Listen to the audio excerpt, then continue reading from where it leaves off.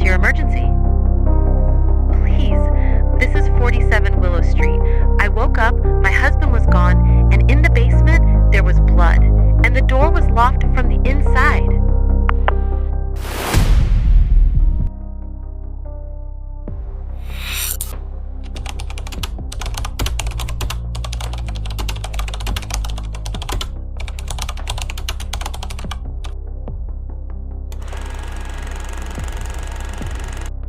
Wakefield, a small town where on Sundays the air smells of coffee and maple syrup, and doors are left unlocked. The Kramers moved here a year before the tragedy. A fresh start, better schools, a safe neighborhood. Neighbors saw a tidy garden, friendly smiles, and family morning jogs. But in school correspondence, Karen often requested extra counseling sessions for her daughter Emma. College pressure, anxiety. Richard's work was unstable. The real estate market slumped at the end of 2018. Deals fell through, but the mortgage on the house did not. Neighbor said in an interview, They were perfect. Except that sometimes loud arguments could be heard at night. But who doesn't have that? Inside the house, the perfection didn't match the numbers. From the printouts, 3 credit cards maxed out, a delinquent mortgage, a brand new SUV on lease, and also Richard's $750,000 insurance policy taken out in October. The night of January 11/12. According to Karen, they went to bed at 10:30 p.m. At 2:12 a.m., she woke up to a dull thud. Richard was not beside her. The house was dark, and the children's rooms were locked from the inside. The teenagers often locked themselves in, a usual habit. Karen found her husband's phone in the kitchen, a mug with unfinished tea on the table, and Emma's open music notebook. When Karen goes down to the basement, she slips on the first step. Drops of blood on the wooden stair. At the bottom, a broken light bulb. Drag marks leading to the escape hatch. And a door locked from the inside with an old-fashioned bolt that can only be slid from the basement. The police pry the door open with a crowbar. On the floor, along the path, are size 44 sneaker prints and tire tracks leading into the neighbor's yard with a rented garage. Richard's body was found a day later in a drainage ditch a block away. He had been struck on the back of the head with a blunt object. Time of death estimated between 1:40 and 2:10 a.m. His pockets were empty, his watch removed, and even his wedding ring was gone. Investigation theories. The first theory, a random burglar. But nothing was missing from the house. The safe was intact, the electronics were in place. The second, a conflict with a client. Richard had a dispute over an advance. However, on the night of the murder, the client was at a corporate event, a confirmed alibi. Karen said, "I heard a thud."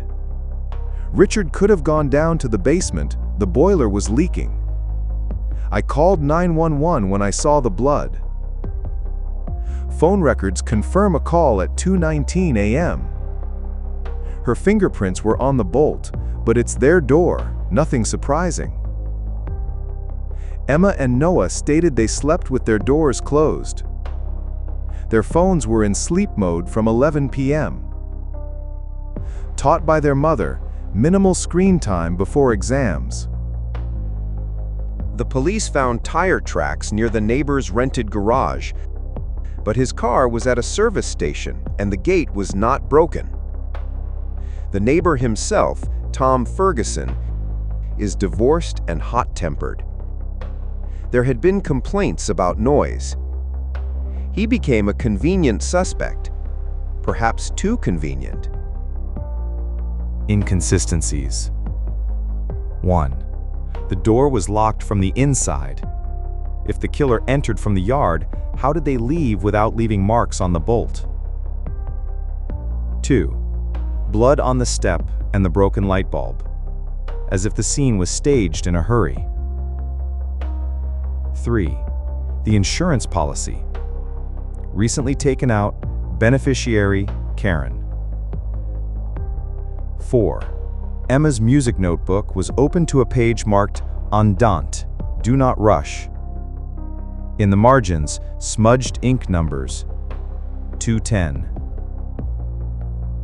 Forensics found microscopic glass particles on Karen's down jacket, the same as those from the broken light fixture. She explained, "I was going downstairs, slipped, and brushed against the lamp. But there were too many particles, as if the fixture had been shattered right next to her, or before she came down." On Richard's phone, deleted messages were recovered by an expert. A conversation with a certain Hannah Lehman, a yoga instructor from a neighboring town. In it were plans to start over, and the phrase, "I'll tell Karen after the holidays." Investigators pressed again on the neighbor, Ferguson. He wore size 44 sneakers and had a habit of posting angry rants on Facebook late at night. But cameras from nearby houses show him returning home at 12:47 a.m. and not leaving until morning. No fingerprints of his were found at the scene. Meanwhile, Emma breaks down at a school choir rehearsal. A friend says that Emma was afraid of her father and that Karen has a system of rules. Reports on time, locked doors, silence at dinner. It seems that perfection came at a high price. Control instead of closeness. On Emma's laptop, the forensic examiner found an encrypted diary, a regular file with a pseudo-random name. An autosave was recovered. "If he leaves, Mom won't survive. If he stays, I won't." Date, January 9. They also found a file with this text. "Focus on the old basement bolt. Experiment. Is it possible to lock it from the outside? No, unless using a stretched thin fishing line threaded through the vent grill. Then the bolt drops as if locked from the inside. No traces if the line is pulled back." The police began searching and found a short piece of line behind the porch baseboard, with microscopic traces of brass, the same as on the bolt. Who knew about the vent and the bolt? Karen? Yes. Emma? Yes. To set such a trap, one had to know the layout, be aware of the routine, avoid drawing attention, and act between 1:40 and 2:10 a.m. That's the time frame when, according to her fitness tracker, Karen got out of bed for 7 minutes, while Emma registered 0 steps. Her tracker was on charge, taken off in the evening. But the main point: money.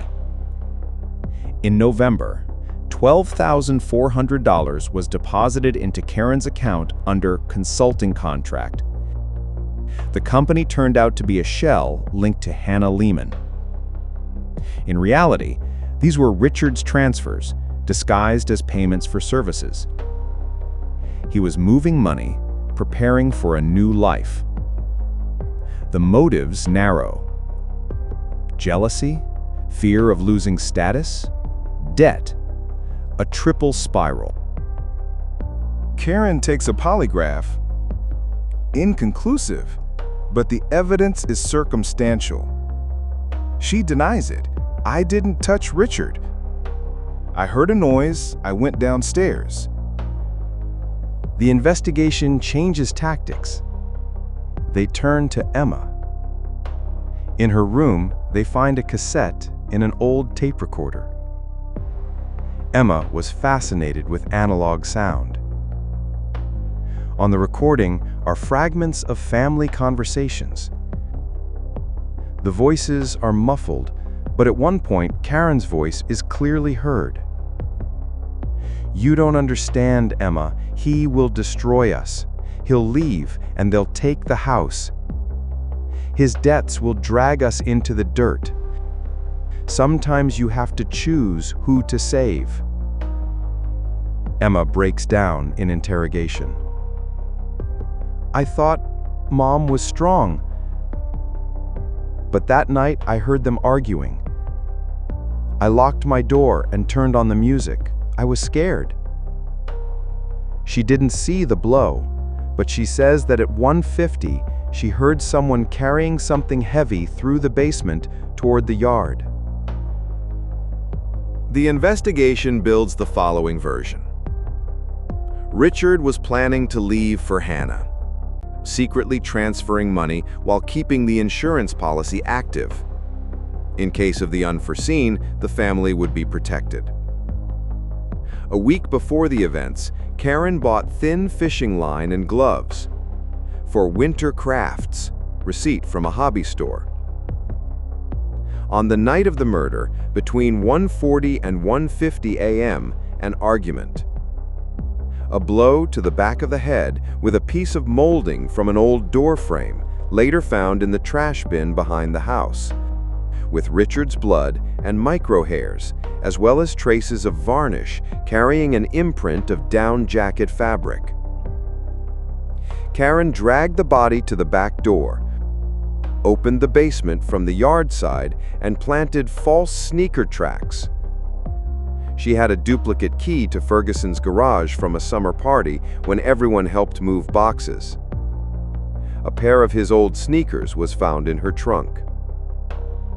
She threaded the fishing line through the vent. Pulled, the bolt dropped, creating the illusion that the door had been locked from inside. The line went into her pocket and later the trash, but a short piece slipped out behind the baseboard. The phone call at 2:19 came after the staging. At trial, the defense argued circumstantial evidence, a pressured interrogation of the daughter, speculation. But the collection of details formed a pattern.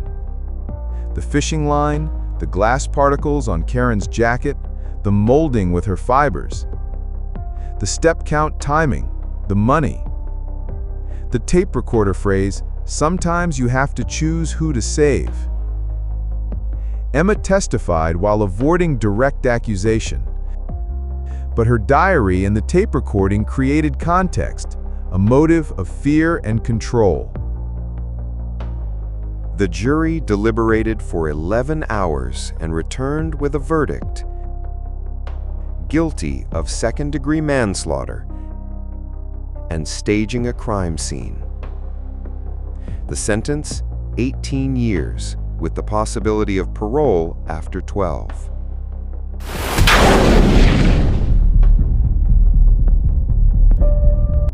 The house on Willow Street gets a fresh coat of paint.